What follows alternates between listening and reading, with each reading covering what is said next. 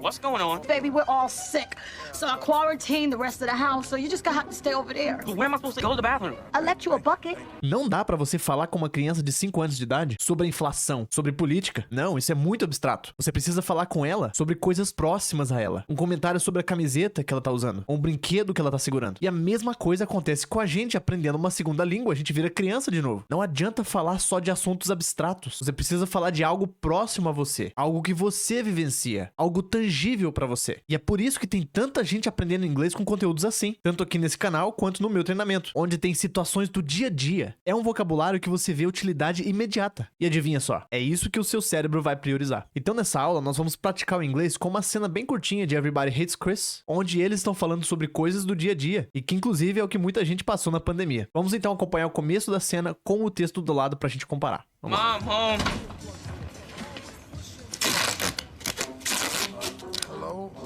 What's going on?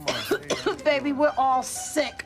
So I quarantined the rest of the house, so you just gonna have to stay over there. Faltou uma letra D aqui, eu vou arrumar. Pronto. Então a primeira coisa que a gente ouve é o Chris falando Ma, I'm home. O jeito dele falar, né, Ma, ao invés de mom ou mother. Jeitinho bem carinhoso, né, de falar mãe ou mamãe. É bem rápido também, né, Ma. Daí ele chega, né, e vê aquela situação ali e fala, what's going on? O que tá rolando? O que tá pegando? What's going on? What's going on? Eu costumo usar bastante vídeo em aulas particulares e eu percebo que muitas vezes tem frases que o aluno não entende simplesmente porque ele não conhece a frase pronta, a expressão pronta. Então, tipo, o aluno pode conhecer what is, juntando what's, conhece going e conhece on, separadamente. Só que não adianta. Esse conhecimento isolado das palavras não te ajuda a entender a expressão pronta, what's going on, que é uma expressão, um jeito de se expressar. Eu já ouvi uma história engraçada de um americano que aprendeu português, né? Tava visitando uma família brasileira e aí eles falaram, não repara a bagunça. Aí ele entendeu, ele achou que ele estava falando pra ele não arrumar a bagunça, né? Porque reparar é um jeito de falar arrumar, tipo, né? Vou fazer um reparo. Aí ele respondeu, não, eu não ia arrumar a bagunça, né? Tipo, na minha casa, não vou chegar arrumando aí. Não, eu falei não repara no sentido de não acha estranho, né? A bagunça. Então, nesse caso, ele sabia todas as palavras da frase, porém não conhecia a expressão pronta. E a minha recomendação pra você é aprenda expressões, aprenda frases prontas. Vai evitar muito mal entendido. Daí a Rochelle responde, baby, we're all sick. Né? Querido, estamos todos doentes. All sick. Sick tem um E curto, como nós falamos na última aula. Então, ao invés de sick, fica sick. Não é o I longo, não é aquele I que a gente fala sorrindo, né? O I mais curtinho soa como a letra E de elefante em português. Sick. Daí ela fala, so, né? Então, I quarantined the rest of the house. O que ela fez? Ela isolou o resto da casa. Ah, mas essa palavra aqui, quarantined, é como se ela tivesse dito, eu quarentenei, né? Eu coloquei em quarentena o resto da casa. The rest of the house. Nota como que ficou of, né? Fica tipo rest of the house. Rest of the house. Se você estiver falando mais devagar, pode falar rest of the house. So you're just gonna have to stay over there. E se você quiser, volta um pouquinho pra você notar o quanto que ela fala rápido have to, que é ter que, né? Tipo, obrigação. Ela diz, então você vai ter que stay, vai ter que ficar over there. There significa aí, ali ou lá. A gente vê sempre no contexto. Então ela tá do outro lado e ela fala, ó, você vai ter que ficar aí, né? Tipo, aí desse lado. Over there. Ah, mas o que é o over? Só dá uma ênfase maior pro there. Tipo, do lado daí. Continuando. But where am I supposed to eat and sleep and go to the bathroom? Well, baby, you can sleep on the couch, and then you can eat free sloppers over at Doc's, and I left you a bucket. Great. What do I do when the bucket's full?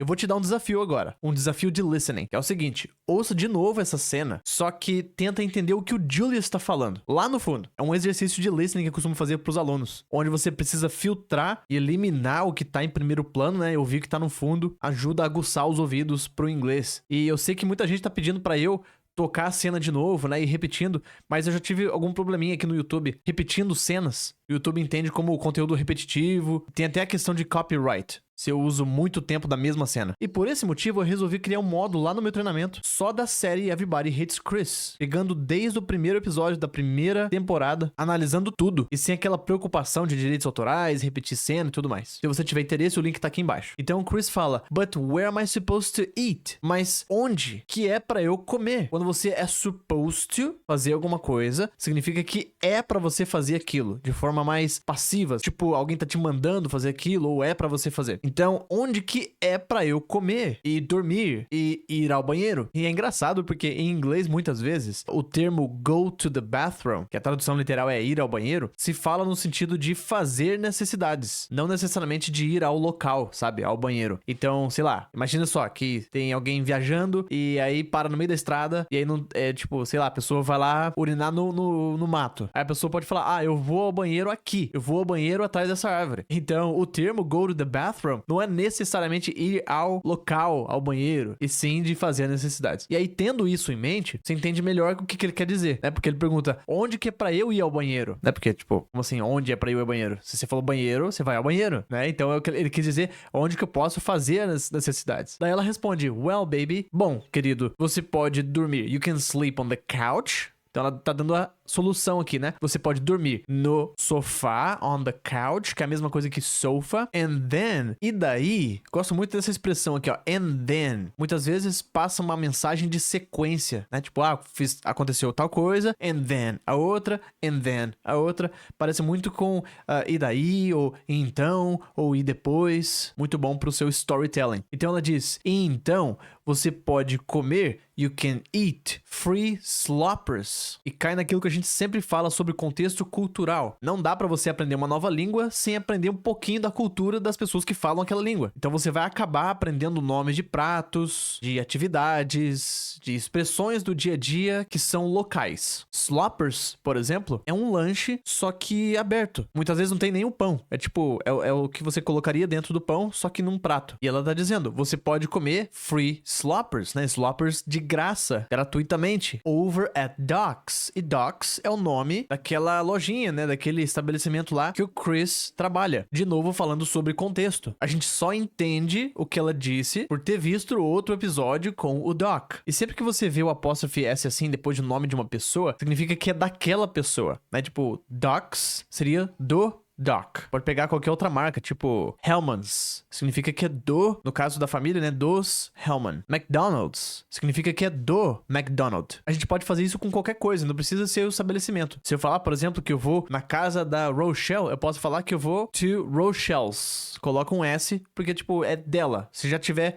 subentendido do que é que a gente tá falando. Daí, ela dá a resposta pra essa parte da pergunta aqui, do go to the bathroom. Ela fala: I left you a bucket. Eu te deixei, eu deixei pra você um bucket, um balde. E left é a mesma palavra que a gente usa pra falar esquerda. É o passado do verbo leave, que é o verbo deixar ou sair em inglês. Daí o Chris comenta no final: great, né? Ótimo. What do I do? O que eu faço? É um pedaço pronto de frase, né? What do I do? Pode ser também falar what do I do? O que eu faço when the bucket's full? O que eu faço quando o balde estiver cheio? Mas espera aí, Gabriel. Você tá dizendo que estiver? Sim, a conjugação em inglês é muito simplificada. Então a mesma palavra que a gente usa para falar está, a gente usa para falar estiver. E o que muda isso na frase pra gente é o when. O when que conjuga todo o restante. Não precisa mexer mais na frase. E note bem a pronúncia: full. Não é full. Full é otário.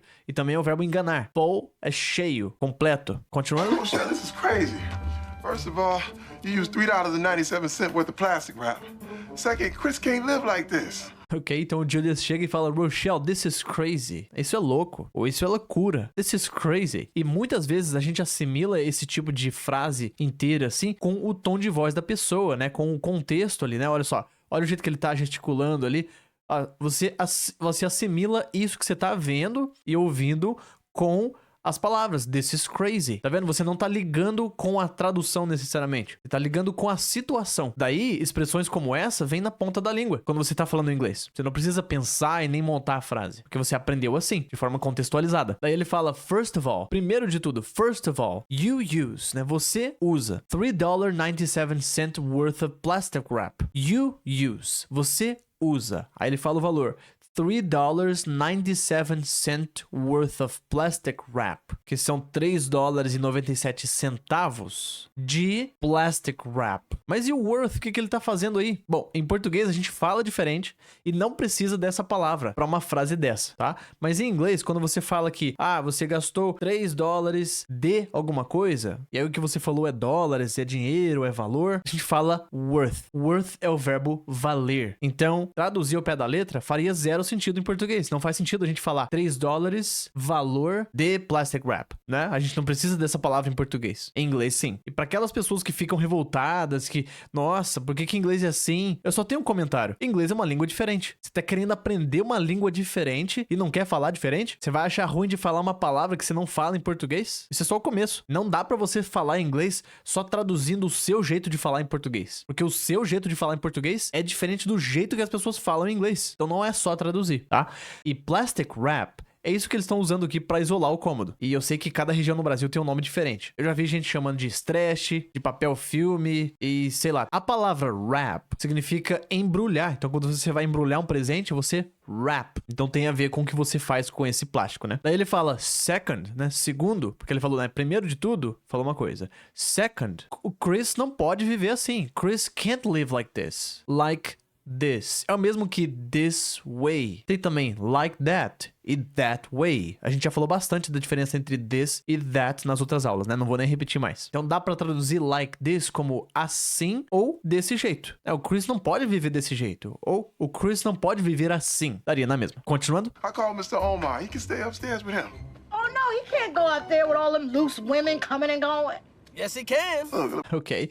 Então ele falou, I'll call Mr. Omar. Eu vou ligar pro Mr. Omar, né? Pro senhor Omar. Ele quem? O Chris, né? Ele pode ficar. He can stay. Stay também significa estadia. Você pode, por exemplo, reservar 5 dias no hotel falando que você tem 5 stays. Daí ele fala, ele pode ficar upstairs, que significa lá em cima, né? No andar de cima. A palavra stairs significa escadas. Upstairs é como se dissesse escada acima, né? Tipo, lá em cima, no andar de cima. Aí aproveitando, downstairs significa lá embaixo, né? Lá no andar de baixo. Daí a Rochelle não gostou muito da ideia, né? Olha a cara dela. Ela não tá muito satisfeita com a ideia. Ela falou, oh no, he can't go out there. Ele não pode, he can't go out there. Ele não pode ir lá fora, né? Tipo, sair lá, go out there with all them. E aí ela fala do jeito dela, que gramaticalmente estaria errado. Só que se você já me conhece há um tempo, você sabe que a gramática não manda no falante do idioma, né? Quem manda no idioma é o falante dele, não as regras gramaticais. Então tem muita coisa envolvida. Tem a questão de sotaque, tem a questão racial também, né? Se você não sabe em inglês, tem o famoso Black English. Tem muita gíria que é usado só por negros em inglês. Então vai muito além do papel. Então ela falou, ele não pode ir lá com todas elas. E aí ela explica depois, né? Tipo, quem são os elas que ela tá falando, né? Loose women, né? Mulheres soltas. Loose de solto. Quando alguma coisa tá solta, tipo o cadarço tá solto, a gente fala loose. Quando uma roupa tá solta também, tipo uma roupa larguinha assim, mas folgada, a gente chama de loose também. E se você conhece a série, você já tem o contexto, né? Do Mr. Omar, que trabalha com uma funerária, né? E ele tem principalmente como cliente mulheres viúvas, né? Então você usa isso como contexto pra entender a piada aqui também. Aí ela falou, né? Todas essas mulheres soltas vindo e indo, né? Coming and going, né? Tipo, andando de lá pra cá, de um lado pro outro. Aí o Chris falou, yes, he can, né? Narrando, e a cara dele, né? Yes, he can. Ele gostou da ideia. Vamos agora ver então o que o Julius tem a dizer sobre isso. Yes, he can. Look, Mr. Omar promised he'd be on his best behavior. Chris will be fine. Julius, I don't know about this. Então o Julius falou, look, Mr. Omar promised. Ele prometeu, né? O Mr. Omar. Então ele fala, look. Assim como listen. Tem um tom de, escuta aqui. Olha só. Look, listen. O Mr. Omar promised. O Mr. Omar prometeu. Ele vai estar on his best behavior. Quando alguém tá on their best behavior, significa que eles estão no seu melhor comportamento. Vão comportar super bem. A gente fala muito assim de criança, inclusive. Então ele tá on his best behavior. Ele vai estar no melhor comportamento dele. ele vai se comportar, ele vai estar on his best behavior. E ele completa, Chris will be fine. O Chris vai ficar bem. A gente usa muito fine com esse tom de, não preocupa não, vai estar fine. Ele vai sobreviver. Daí a Rochelle fala, Julius, I don't know about this. Uma frase inteira pronta que você pode ouvir em qualquer outro cenário. Muito parecido com, sei não. Eu não sei sobre isso, a tradução literal. I don't know about this. Não sei não, Julius. Vamos ver como que esse diálogo vai acabar. Look, either way, we ain't wasting this much plastic wrap, so you might as well send them up to Omar's.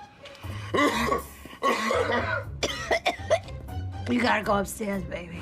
De novo ele fala, look, olha, either way, de qualquer maneira, way é jeito, maneira, forma, caminho também, either way, de qualquer maneira, de qualquer jeito, nós não vamos gastar usando ain't, que é uma palavra bem informal para dizer não, e ela dispensa conjugação. Ela serve tanto pro passado quanto pro presente e pro futuro também. E você vai ver pelo contexto. Aqui, por exemplo, soa como futuro, tipo, nós não vamos gastar, we ain't wasting. É como se dissesse we're not wasting. Nós não vamos gastar, não vamos desperdiçar. Waste é jogar fora, desperdiçar alguma coisa. Então nós não vamos gastar esse tanto, né? This much, né? Essa quantidade, esse tanto aqui de plastic wrap, que a gente já viu o que é. So, então, you might as well, você pode muito bem, parecido até com o português, né? Tem o bem de well e tem o pode, que é might. Então você pode muito bem mandar ele pra cima, né? Send him up. Já emendou o him aqui, ao invés de send him, mandar ele, ficou send him. Send him up to Omar's. Mandar ele pro Omar. E a gente já falou agora há pouco que a apóstrofe S significa que é do Omar. Já fica subentendido que a casa